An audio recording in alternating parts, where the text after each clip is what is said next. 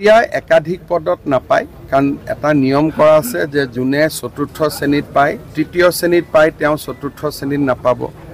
যোনে ওপৰৰ স্কেলটোত পায় তেওঁ তলৰ পজিশ্যনটোত নাপাব গতিকে এইবাৰ যাতে তেনেকুৱা ধৰণৰ ডাবল ক্যান্ডিডেট নহয় তাৰ বাবে এইবাৰ বহুতখিনি ব্যৱস্থা গ্ৰহণ কৰা হৈছে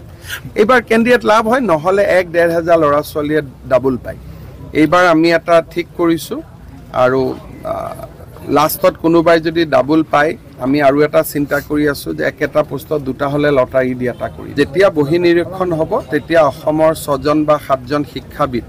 এক্সটাৰ্নেল ইভালুৱেটৰ হিচাপে তাত উপস্থিত থাকিব